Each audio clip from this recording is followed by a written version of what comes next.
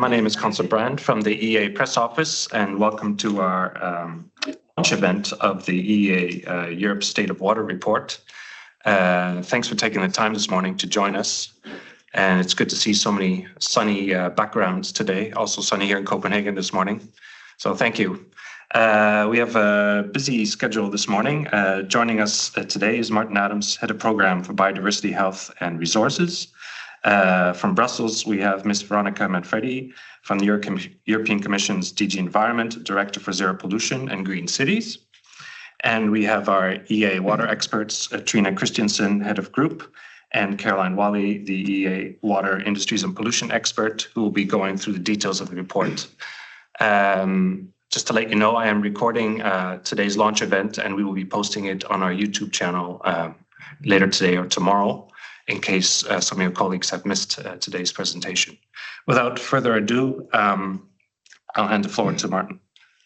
Thanks very much, Constant, and a very warm good morning to you all from my side. It's a pleasure to be joining with you to see so many online connected for this online report of the European Environment Agency's State of Water 2024 analysis. As Constant kindly introduced, my name's Martin Adams, and I'm leading the Biodiversity, Health and Resources program here at the European Environment Agency. This report has been a number of years in the making. It's been a lengthy process, and it started from our side, at least, with working with member states who are undertaking the monitoring and reporting data and information to us and the European Commission on the status of their surface and groundwaters under the EU Water Framework Directive. Here on the agency side, we've then combined this official information with complementary knowledge from other sources, such as on water scarcity and droughts, on habitats, on urban wastewater treatment, all in order to present what I think is a very comprehensive picture of the state of Europe's waters in 2024. I'm therefore very pleased that we're finally now able to be publicly launching the report with you. And before giving the floor to my colleague Trina Christiansen, who'll be presenting a short snapshot of some of the key facts and figures for your information, I'd sincerely like to thank Veronica Manfredi from DG Environment, who's taken the time to join us today online, and who'll be providing, I'm sure, some insightful comments in response to the presentation around the facts and figures that you will be hearing from our side today. Just to reinforce as well, we're very interested to hear your views, not only on the report, but also the water resilience agenda going forward. And we very hope that this report adds to the ongoing debate about the need for water security and resilience that's kicking off now in the EU, and really sort of helps inform that narrative. From our side, we're also looking to a forthcoming European Commission analysis around the river basin management plans and flood risk management plans, which will be coming out across the next few months. And of course, as well, the water resilience strategy that has been announced by the European Commission. So without further ado, therefore, it's a great pleasure for me to introduce Trina Christiansen, who leads the freshwater team here at the European Environment Agency, to present you with a short, sharp snapshot of some of the key messages and information that you can find in the report launched today. Thank you. Over to you, Trina. Yes, good morning to all of you. Also, a very warm welcome from my side. The report that we're publishing today is an integrated water assessment. It covers water, biodiversity, pollution, and water resources. It is the largest assessment on the health of Europe's waters, covering 92,000 surface water bodies and 3.8 million square kilometers of groundwater. Europe's aquatic ecosystems are under significant pressures from habitat changes, pollution, and water abstraction. As our continent is warming due to climate change, these pressures are being made worse. And we simply may find ourselves in a situation where we do not have enough water of good enough quality. To achieve a more sustainable balance, we need to improve our water resilience And what this means, I'm going to be explaining in the coming slides. This map shows that water stress already occurs in Europe. Water stress is where water use is unsustainable. When water scarcity exceeds 40%, as in the darkest brown areas of the map, it starts to be felt by people, for example, as water restrictions. It threatens the availability of water for industry and agriculture, and it is an existential risk for aquatic ecosystems. EEA has recently published its European Climate Risk Assessment, the EUCRA, and from this work we know that Europe is the fastest warming continent on the planet. We're already observing more extreme droughts, and we're expecting this to get worse in the future. This is not a situation that Europe's water policy has prepared us well for. Today, we show results from the EU Water Framework Directive, which is the main EU policy to protect rivers, lakes, coastal, and groundwater. Surface waters are assessed as ecological status, a measure of ecosystem health. 37% of surface water bodies are achieving good ecological status. Chemical status, which is a measure of pollution, only 29% of the surface water bodies are achieving the good chemical status. For groundwaters, the numbers are a bit better. 91% of the area achieving good quantitative status and 77% achieve good chemical status. However, the objective was to achieve all waters in good status in 2015 with a latest deadline in 2027. So as you can see, we're not on track. These results are based on reports from 19 member states covering around 85% of surface water and groundwater. And while the results are not complete, additional reports are not likely to change these figures substantially. On this map, we show results in a bit more detail. First, for surface water ecological status. The red areas are where more than 50% are not achieving good status. Blue is where more than 50% are in good status. So red, majority bad, blue, majority good. Not achieving good ecological status, as in large parts of Europe, means that in rivers, lakes, and coastal waters, the plants and animals expected are not found. Across Europe and along major rivers like the Rhine, the Seine, the Elbe, the Po, and the Oder rivers, good ecological status is not being achieved for the majority of water bodies. Now moving to chemical status.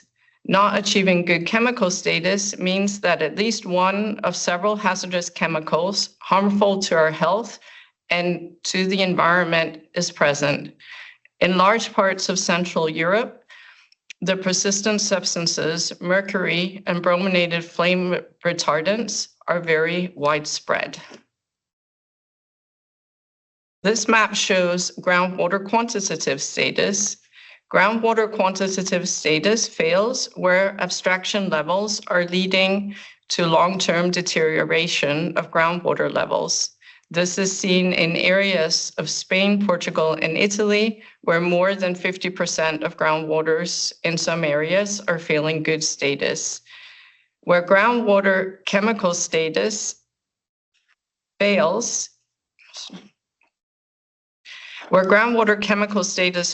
it's usually due to pollution by nitrates and pesticides used in agricultural production. We see this in the Guadiana Basin in Spain, as an example.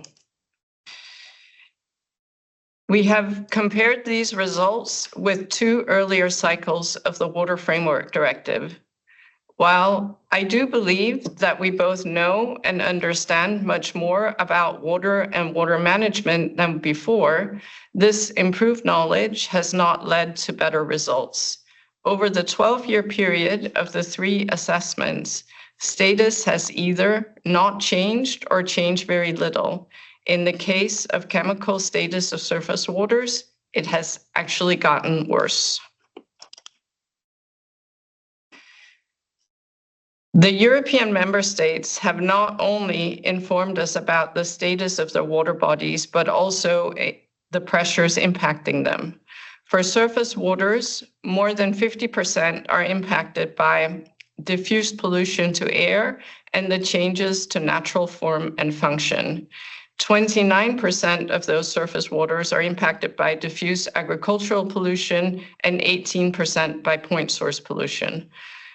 For groundwaters, about 32% are impacted by diffuse agricultural pollution and 18% by water abstraction. Again, going into more details on what this means. The most significant pressures on the surface and groundwaters are linked to agriculture. To give you an example of what this looks like, the map on the right shows the groundwater bodies impacted by diffuse pollution of nitrates and pesticides. Water abstraction for irrigation also impacts groundwater and surface waters. To change this, there's a serious need to change farming practices and work with new technologies to reduce pollution and adapt agriculture to lower water use. Two other widespread pressures are changes to habitats and diffuse atmospheric pressures. They each impact more than 50% of water bodies. First, river habitats are widely degraded. In the past, rivers have been straightened, dams have been constructed, wetlands have been drained. Many species of migratory fish are today endangered. Second, the diffuse pollution of mercury into air, which eventually ends in water, is particularly from coal-powered energy generation. For the brominated flame retardants, the pathway is unfortunately not known.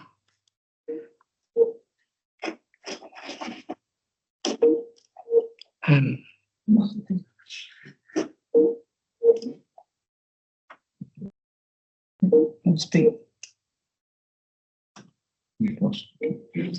I know. We've got a connection issue here. Hang on. Just leave the meeting and retreat.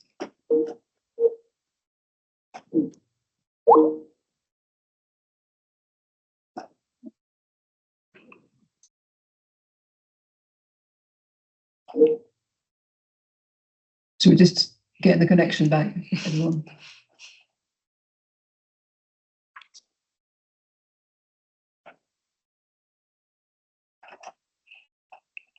I need to go through.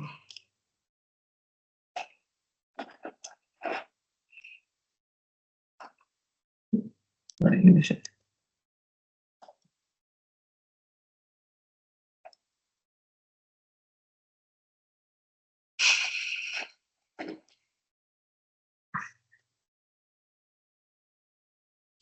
Yeah, it's coming.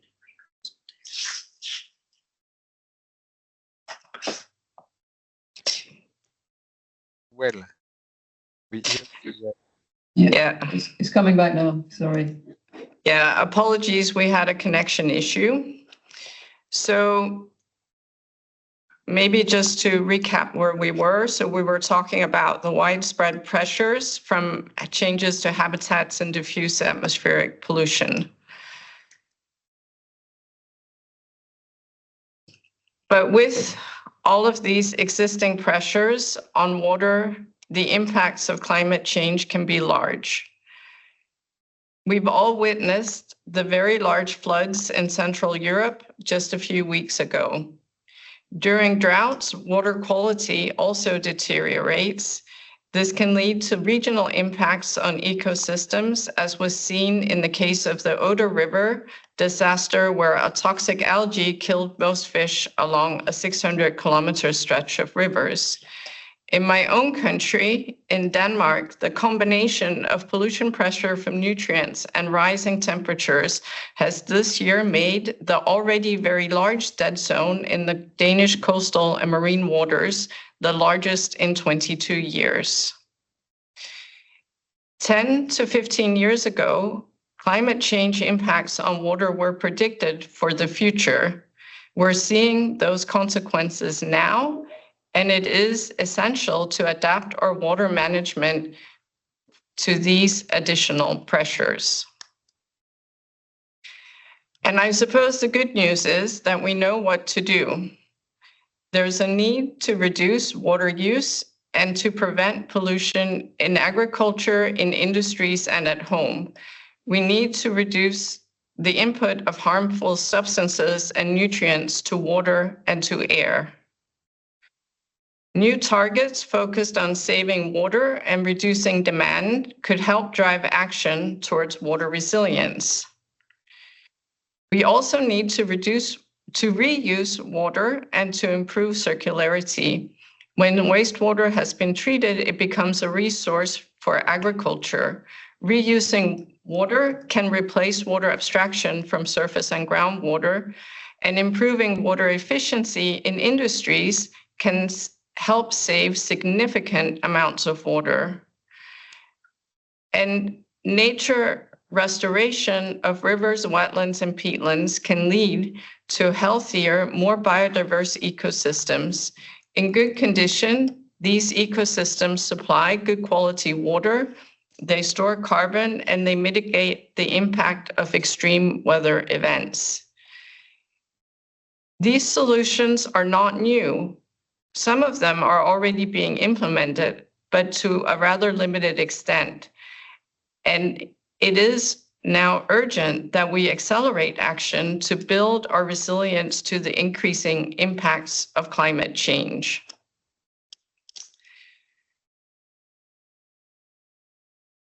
So I hope with this that you can agree that Europe's water is under significant pressure and that we urgently need to improve our water resilience to ensure sustainable supplies for people and the environment. And finally, I'd like to point to that all the key results in the reported data on the EU member states and Norway can be found in our WISE Freshwater Information System, for which I believe you've also received a link. With this, I'd like to thank you for listening, and I apologize for the interruption we had. I hope it was short. Thank you. Thank you, Gina, and now give the floor to Ms. Manfredi in Brussels. Sure.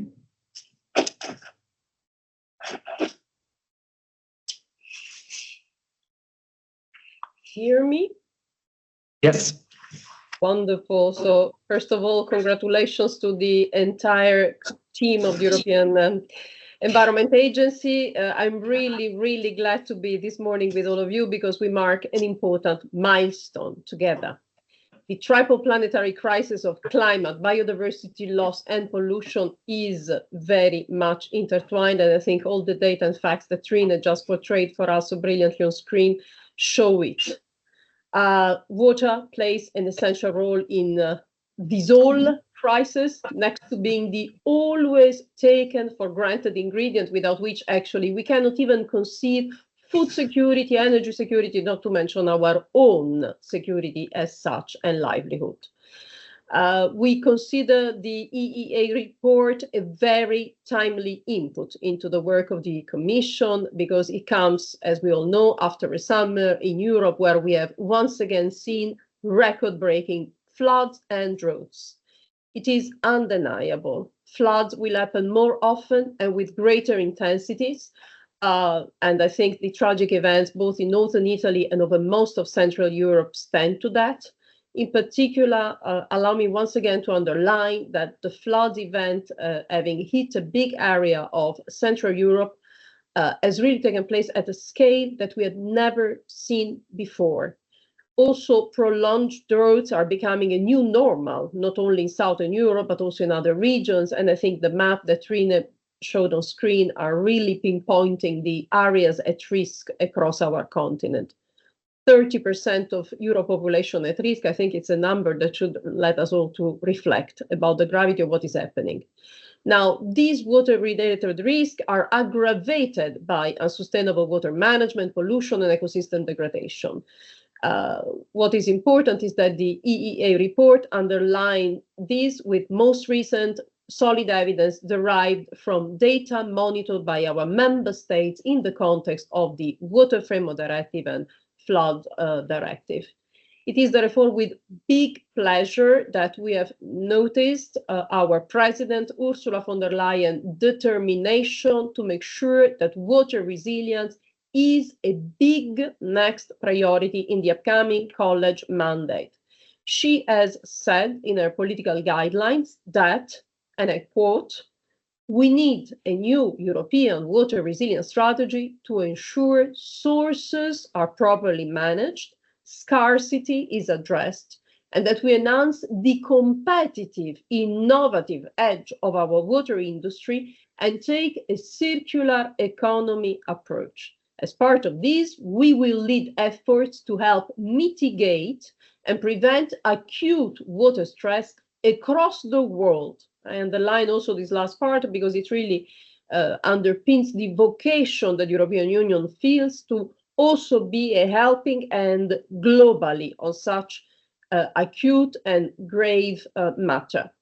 Now, refocusing on the intra-EU side, it goes without saying from the European Commission that better implementation of existing EU law will continue to be an indispensable pillar for future action, and clearly a top priority. Martin, in his introductory remarks, alluded to the fact that actually in the coming weeks, my personal hope is that this will see the light soon next month, the Commission will publish its own assessment of the river basin and flood risk management plans. It will allow us to see the progress, but also the shortcomings in the Member States' implementation of both the Water Framework and Floods Directive, and it will be published for the first time jointly with the assessment of the programs of measures under the Marine Strategy Framework Directive, thus paying particular attention to the source-to-sea challenges which are faced by our fresh and marine waters. Our work on the assessment has been closely coordinated with the colleagues of the European Environment Agency, and while certain numbers may slightly differ due to slightly different geographical coverages or methodological choices, our results are fully consistent and bring to the fora the same picture. Compared to today's excellent product by the European Environment Agency, the soon upcoming Commission assessment will have a stronger focus on the policy dimension and the implementation challenges. Next, indeed, to a broad EU overview, similar to the one that Trine just presented to you, the Commission product will entail very granular country-specific analysis and recommendations. The reason why there is a slightly different geographical coverage between the two products is that while the EEA report has assessed only those member states that reported their data electronically, the Commission has assessed also a sizable number of member states that did not submit the report electronically or did so not sufficiently on time for us to take due account of such data.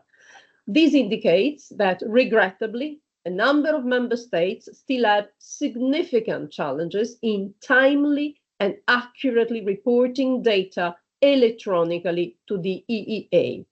This is both an administrative capacity and an IT challenge for supporting which both the European Commission and the EEA are determined to act jointly. These more up-to-date numbers on the state of our fresh waters and seas will feed also into the water and marine section of the next edition of the Zero Pollution Monitoring and Outlook report, which is also being finalized by the European Environment Agency in close cooperation with the Commission's Joint Research Centre. and which we hope will be published by the EEA. And as you can imagine, this is intimately linked also to the progress on the hearings of the next commissioner designate. We would be delighted to have this report, of course, announced to the public by Commissioner designate Jessica Roosevelt, our next commissioner for environment, water resilience, and circular and competitive economy. Now, all these numbers, better up to date now, provide a compelling call for action, which will, amongst others, feed into the Ocean Pact work on which we're working closely with the colleagues in DG Mare. A point I would like to stress for the purpose of today's announcement is that all this data, as you could see also from the presentation by the colleagues in the EEA, refer back to 2021 picture broadly.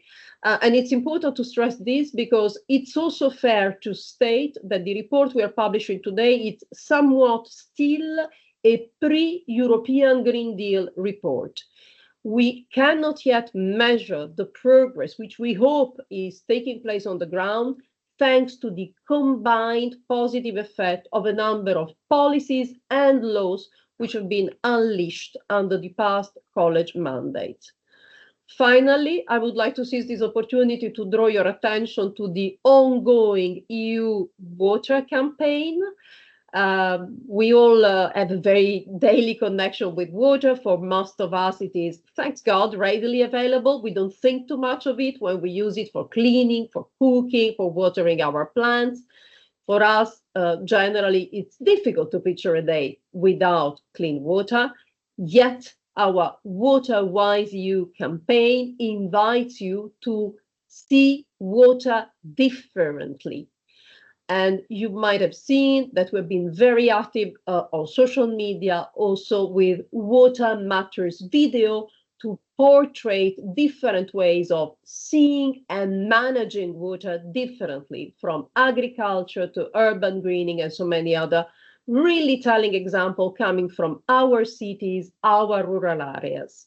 Your engagement with these materials are very important to help us shape the European water resilience strategy, which President von der Leyen has really marked as a big priority, and to let us realize whether there is widespread consensus on the need to better unleash clean and circular solutions able to prevent water pollution at source and boost water efficiency first, with the One Health goal firmly in mind.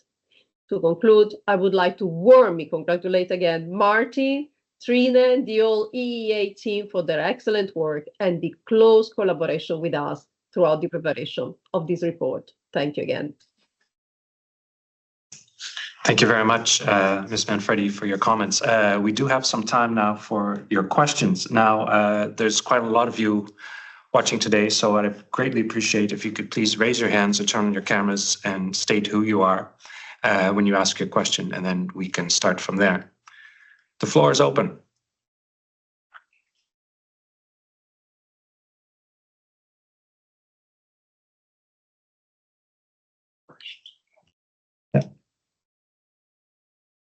Sylvia, go ahead.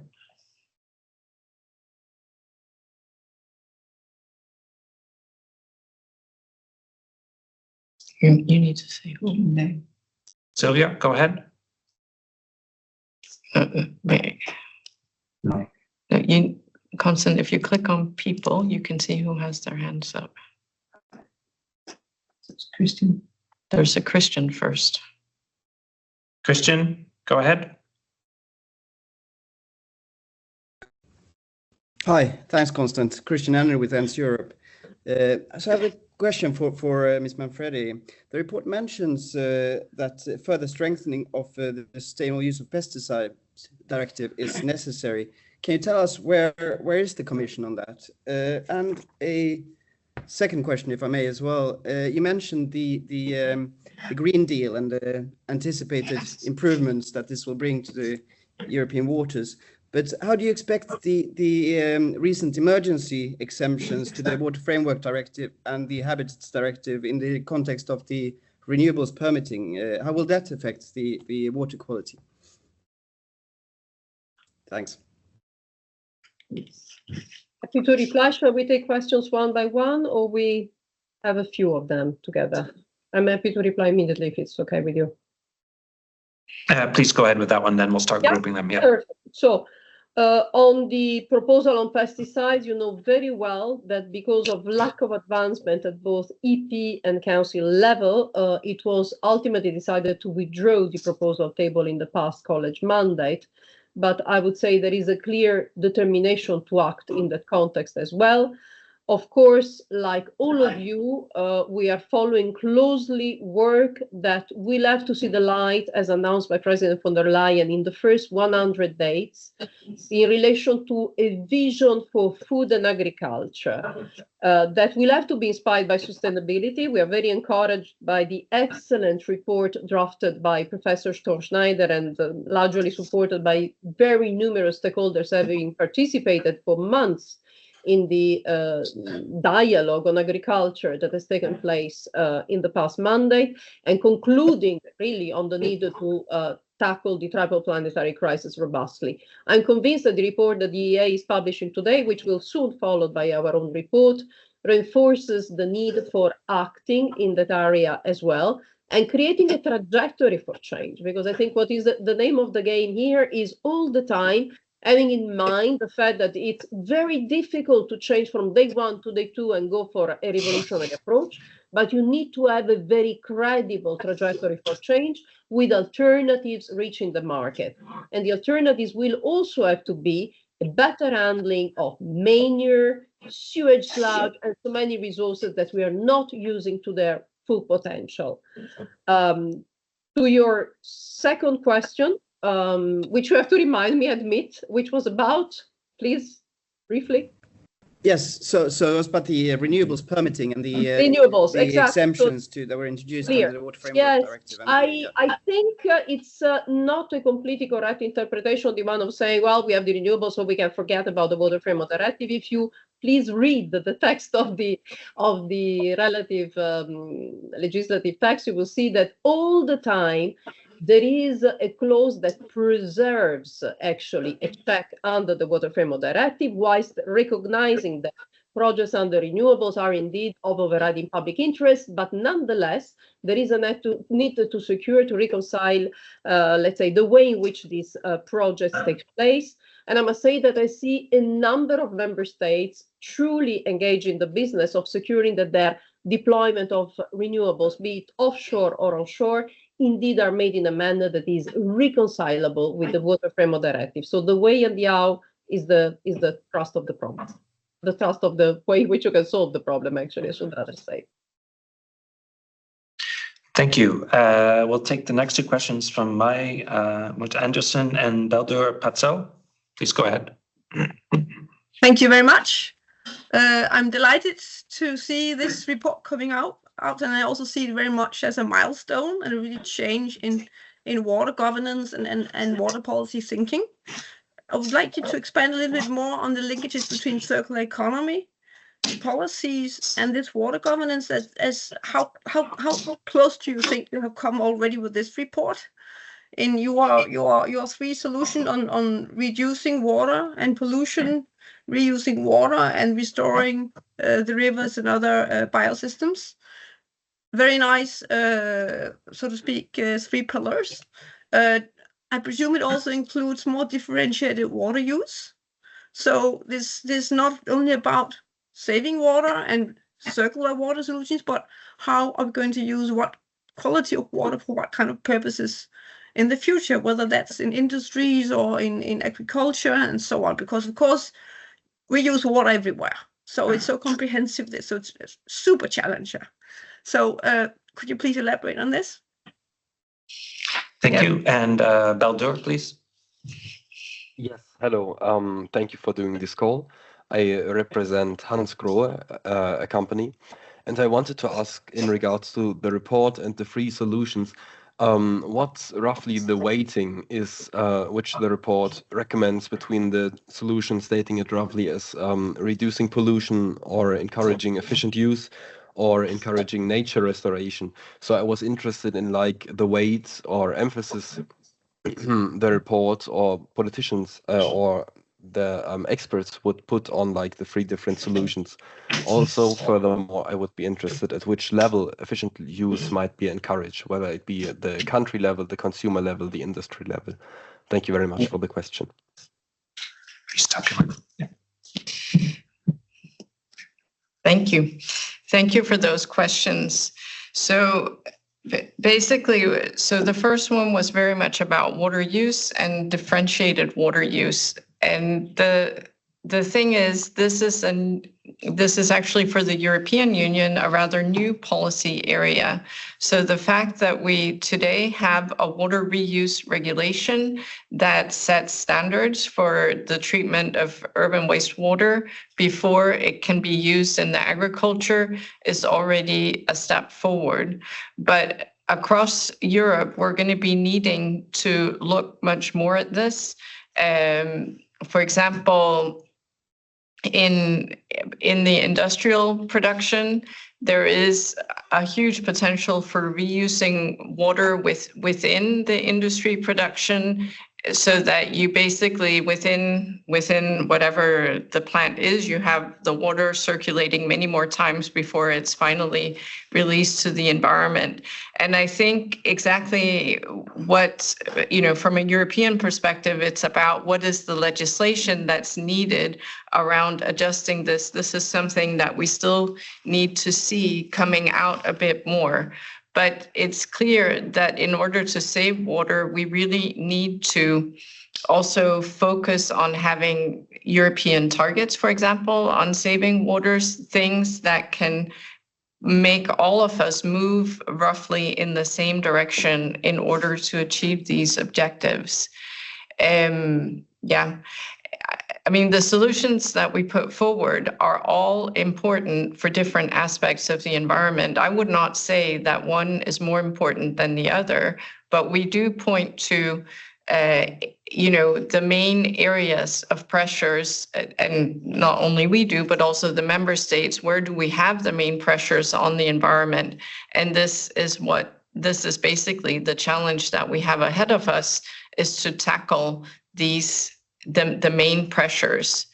I think maybe an important thing to say, and linking back to the urgency, is all of these issues are challenging to solve, so they take time, and that's where the urgency comes in. Because if we don't act, if we don't start moving, then 10 years from now, we will still be struggling to see the outcomes of this.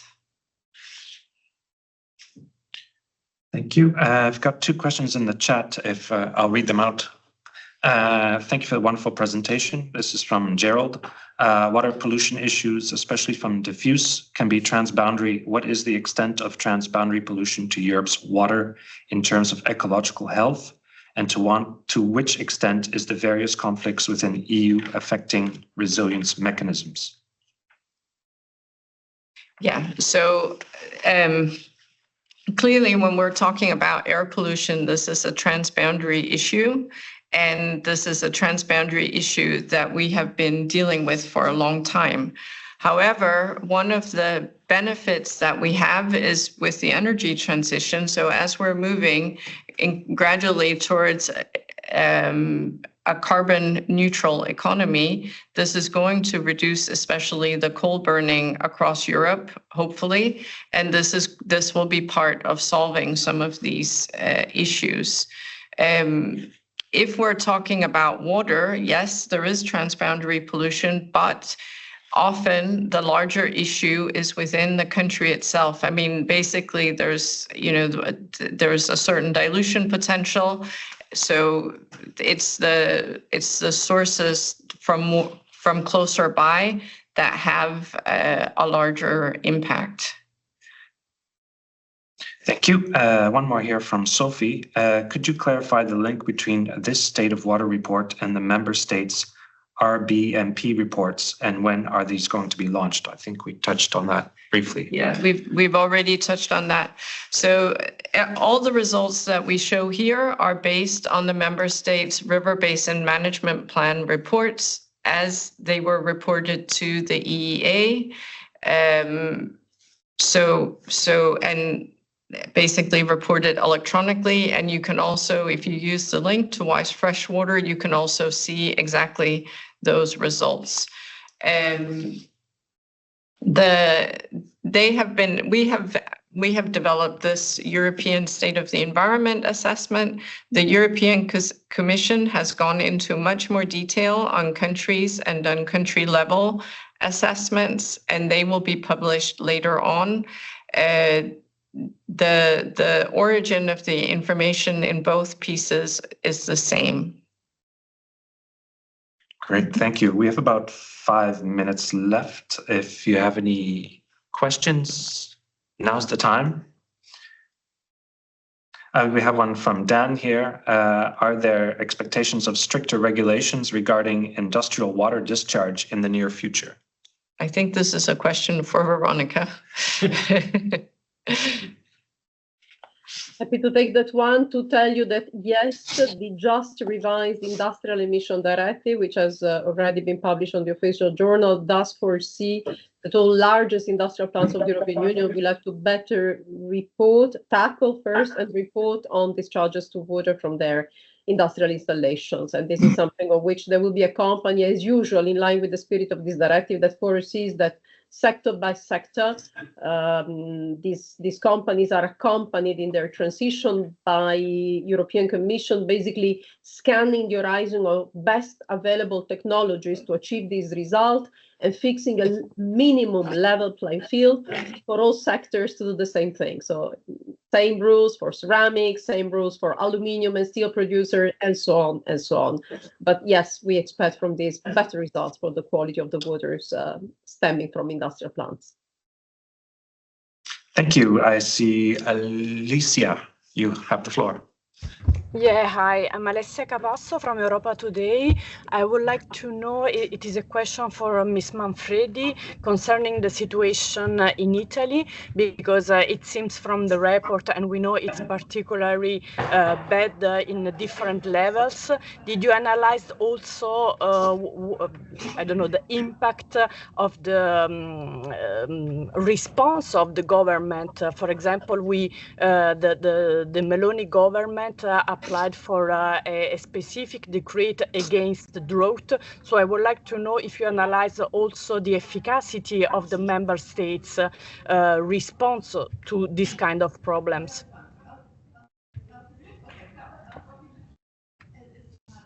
Thank you so much. Well, actually, this type of analysis and assessment, we rather see the light in the framework of the strategy that the European Commission plans to table in 2025, the European Water Resilience Strategy.